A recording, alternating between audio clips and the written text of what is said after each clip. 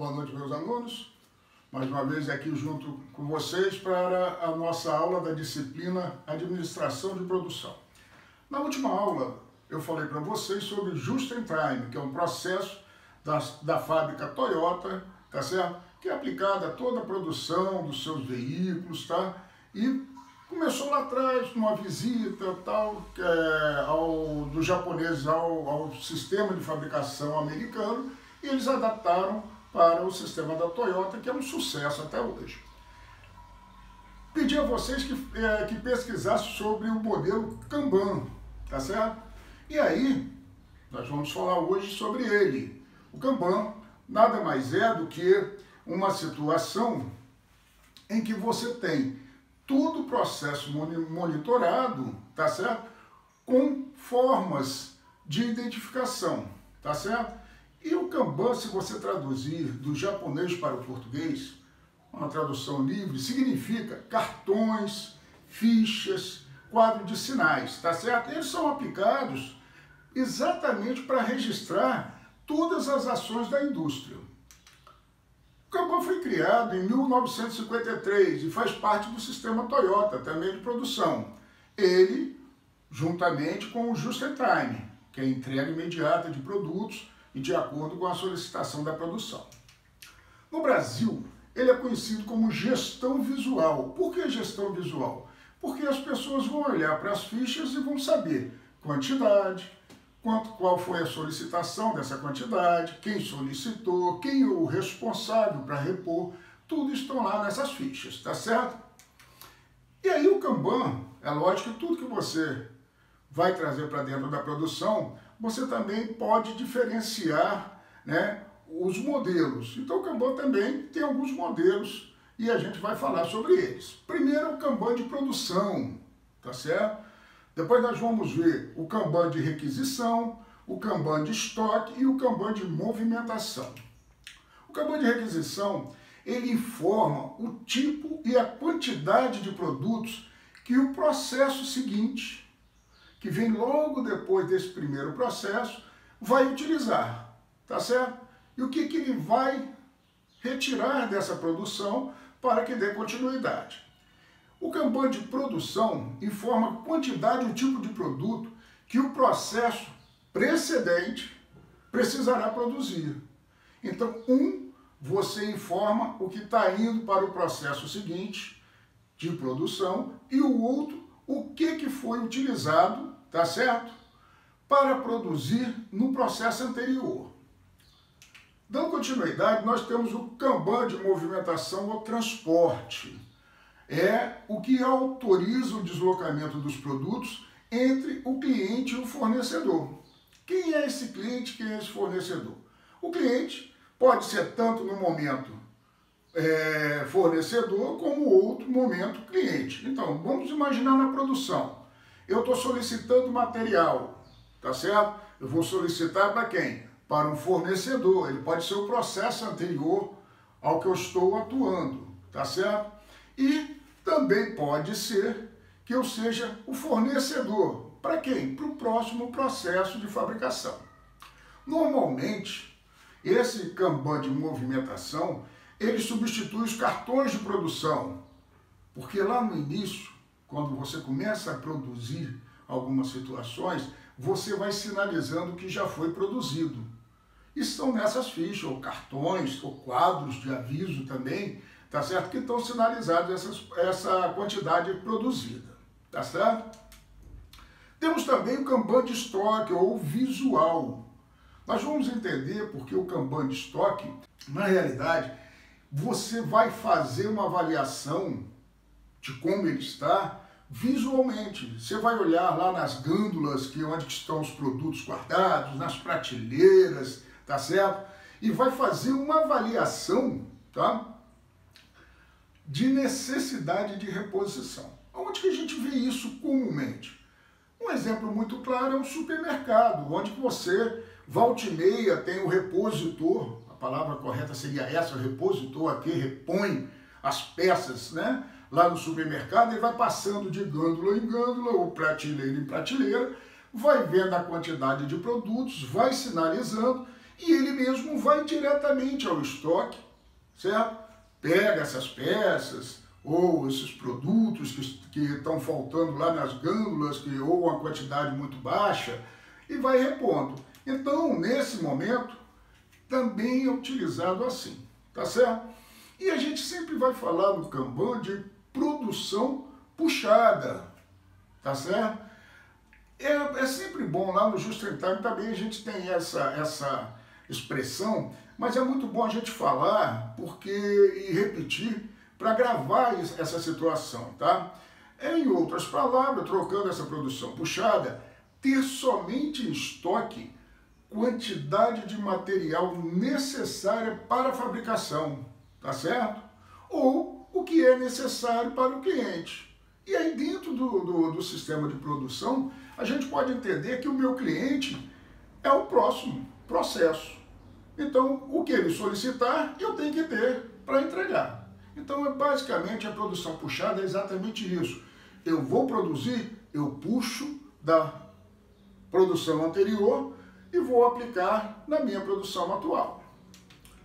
Vamos falar também sobre as vantagens da utilização do método Kanban, tá certo? Uma delas é a maior capacidade e fluidez dos setores produtivos. Eles são sequenciais, você vai solicitando ao processo anterior, faz o teu, fornece para o seguinte e assim por diante, se torna mais rápido, ok? Outra vantagem, a entrega antecipada dos produtos ao cliente.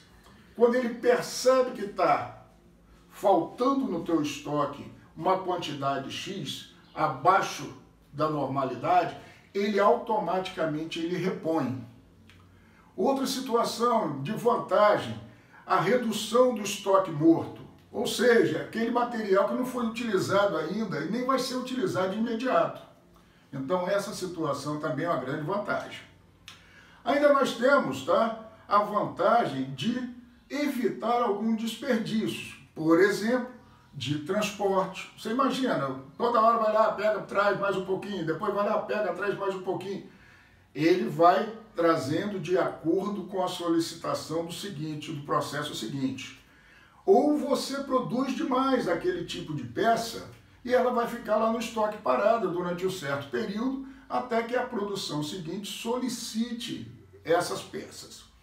Processamentos, criar mais processos, e não é necessário. Então, a vantagem também de você utilizar o Kanban é exatamente essa, agilidade no processo. Material esperando, tá? O material fica lá aguardando alguém solicitar para que você encaminhe. Outra situação, movimento nas operações, né? Você ter circulação de muitas pessoas, muitos equipamentos de transporte, tudo mais, isso atrapalha todo o processo. E a produção de produtos com defeito. Então isso evita toda a situação da cadeia produtiva da indústria. O sistema Kanban tem como consequência a redução de estoque, tá certo? Traz diversos benefícios, e dentre eles a gente vai citar alguns. Menos burocracia nos processos, tá certo?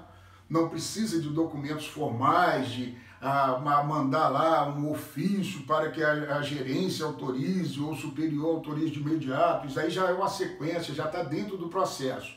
A redução de tempo de ciclos de produção. Tá certo? Muitas vezes por falta ou por excesso, você fica com um processo caminhando, mas sempre atrapalhado por essa falta ou excesso de material para a produção. Visibilidade clara e objetiva dos problemas. Quando ocorrem os problemas, você está visualizando, presenciando. Então você tem como ajustar rapidamente. Os principais passos para a implantação do método Kanban, a gente vai sinalizar ele com mais carinho aqui, porque é importantíssimo que a gente tenha em mente que esses processos são essenciais. Primeiro, mapear todos os processos da produção. É importantíssimo que você saiba com exatidão quais os processos e como eles funcionam, tá certo? Para que você possa agilizar toda a entrega de material, todo o suprimento necessário para cada processo que vai ser movimentado. É preciso identificar as tarefas do processo. Olha, eu mapeei os processos, agora eu preciso saber quais as tarefas que ele executa para que eu possa estar sempre suprindo.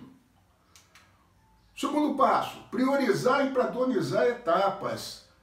Lembre-se, toda vez que a gente fala em produção, a gente sempre vai lembrar essa situação, padronizar etapas. É essencial que o Kanban também tenha essa visão, tá certo? Definir quais os padrões de cores, nomes e prioridades dos itens que vão entrar no Kanban.